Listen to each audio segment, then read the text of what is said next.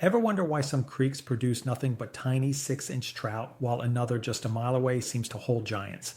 It's not luck and it's not genetics, it's groceries. The amount and type of food in a body of water decide how big trout can grow and how fast they get there.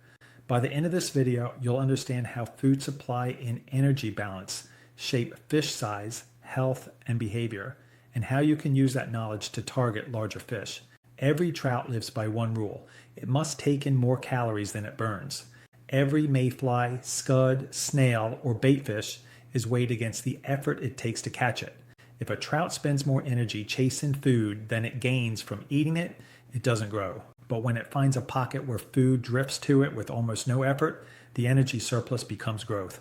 Calm water and steady food flow are what build big fish. Not all water is equal. Cold, clear mountain streams look perfect, but they're often poor in nutrients.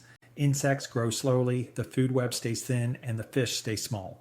Fertile lakes and tailwaters below dams, on the other hand, overflow with life. Midge larvae, scuds, sow bugs, and baitfish. That buffet fuels faster growth. Trout in rich water don't just grow longer, they build thicker shoulders, deeper bodies, and brighter color because their diet supports it. Even a rich ecosystem has limits. When too many trout share the same buffet line, growth slows for everyone. Biologists call this carrying capacity, the number of fish that habitat can sustain. A small pond might produce 1 or 2 trophies if competition is low, but if hundreds are stocked, none will reach that size. Fewer fish can mean bigger fish for years to come. Temperature also plays a huge role. When water warms up, trout metabolism speeds up. They burn calories faster and need to eat more. But warm water holds less oxygen and may have fewer insects. The result is stress and slower growth. Most trout grow best between 55 and 60 degrees Fahrenheit. Below that range, metabolism slows down. Above it, oxygen stress takes over. That's why shaded streams and cool tailwaters often produce healthier, thicker fish than wide, sunny shallows. Food changes with the seasons. Spring brings heavy insect hatches. Mayflies, caddis, stoneflies, and trout gorge themselves. In midsummer, insect life can crash in hot shallows, pushing trout deeper or toward cooler tributaries. In fall, shorter days and cooler water bring another feeding surge as fish prepare for winter scarcity. Understanding these cycles helps you time your trips for when trout are not only active but biologically driven to feed. Big fish need big prey.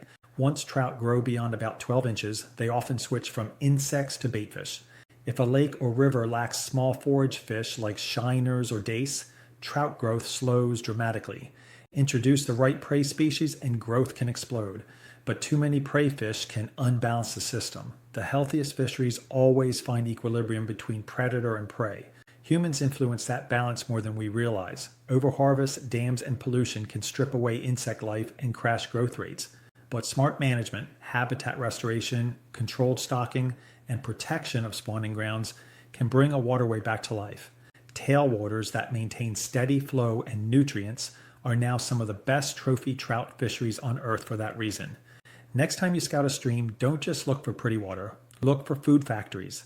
Algae cover rocks full of nymphs, gravel seams collecting drifting insects, or calm eddies below riffles where current delivers meals without effort.